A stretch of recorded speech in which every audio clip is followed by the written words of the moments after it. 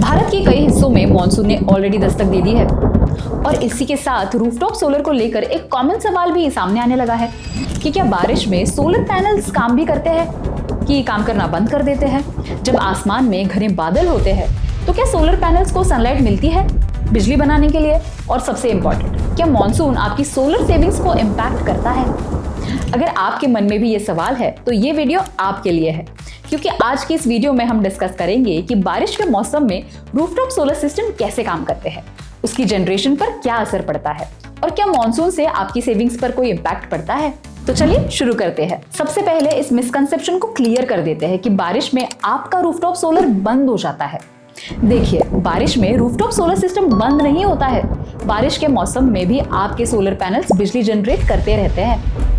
हालांकि ये जानना आवश्यक है कि साल के दूसरे मौसम, खासकर गर्मियों के कंपैरिजन में यूनिट जनरेशन कम हो जाता है। अब सवाल यह है कि ऐसा क्यों होता है। इसका जवाब समझने के लिए ये जानना जरूरी है कि सोलर पैनल्स बिजली कैसे बनाते हैं। सोलर पैनल्स की पावर जनरेशन सोलर इरेडिएशन पर डिपेंड करती है। इरेडिएशन यानी सूरज से मिलने वाली रोशनी और उसकी इंटेंसिटी, यानी कि जितना ज्यादा इरेडिएशन उतनी ज्यादा इलेक्ट्रिसिटी जनरेट होती है। बारिश के दौरान आसमान में घने बादल होते हैं जो सनलाइट को काफी हद तक ब्लॉक कर देते हैं।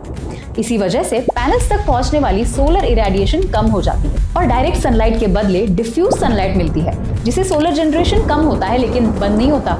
सोलर इरेडिएशन और वेदर के अलावा भी दूसरे फैक्टर्स होते हैं जो कि सोलर पैनल्स के यूनिट जनरेशन को इम्पैक्ट करते हैं, जैसे कि आपका शहर, पैनल टाइप, पैनल की एफिशिएंसी, शैडो या शेडिंग कैसी है, टेम्परेचर, पैनल का ओरिएंटेशन या टिल्ट एंगल क्या है, डर्ट या डस्ट एक्यूमुलेशन कैसा है, वगैरह।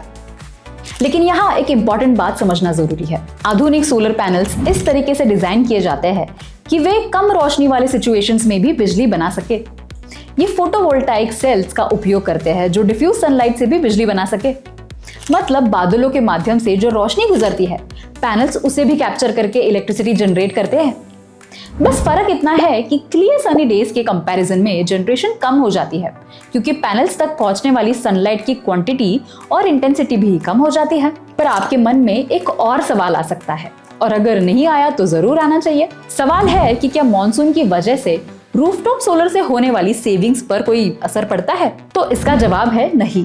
ये सच है कि बारिश के मौसम में सोलर जनरेशन कम हो जाती है, लेकिन रूफटॉप सोलर की परफॉर्मेंस किसी एक सीजन को देखकर नहीं बल्कि पूरे साल की बेसिस पर इवैल्यूएट होती है। कुछ महीनों में जैसे गर्मियों के दौरान पावर जनरेशन ज्यादा होती है, वही मॉनसून और विंटर में कुछ महीनों में जनरेशन समर के मुकाबले कम होती है।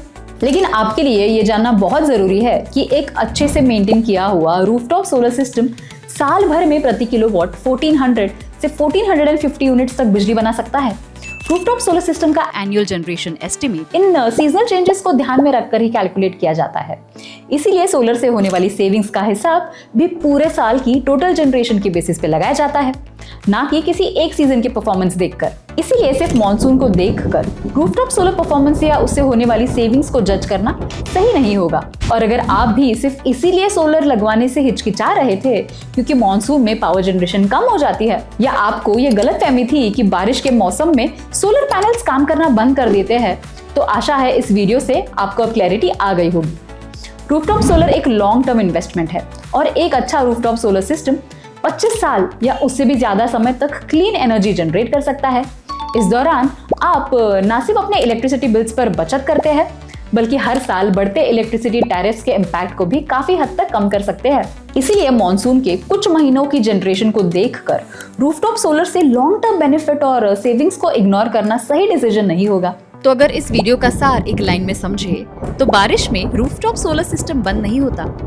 हाँ, घने बादलों की वजह से सोलर जनरेशन कम हो सकती है, लेकिन आपके पैनल्स इलेक्ट्रिसिटी जनरेट करना जारी रखते हैं। हम उम्मीद करते हैं कि इस वीडियो से आपके इस टॉपिक से जुड़े सारे डाउट्स क्लियर हो गए होंगे। लेकिन अगर आपका कोई और सोलर रिलेटेड सवाल है तो उसे कमेंट्स में जरूर पूछिए, हम उस पर भी वीडियो लेके आएंगे। और अगर आप जानना चाहते हैं कि आपके घर पर कितने किलोवाट साइज का सोलर लग सकता है और कितनी सेविंग्स हो सकती है, तो आज ही सोलर स्क्वायर के साथ एक फ्री सोलर कंसल्टेशन बुक कीजिए। इंडिया की 50,000 प्लस फैमिलीज हम पर ट्रस्ट कर चुकी है और गूगल पर हमें 13,000 प्लस लोगों ने 4.8 स्टार की रेटिंग दी है। आप हमारे साथ एक फ्री सोलर कंसल्टेशन बुक कर सकते हैं। कंसल्टेशन फॉर्म का लिंक वीडियो डिस्क्रिप्शन और कमेंट बॉक्स में दिया हुआ है।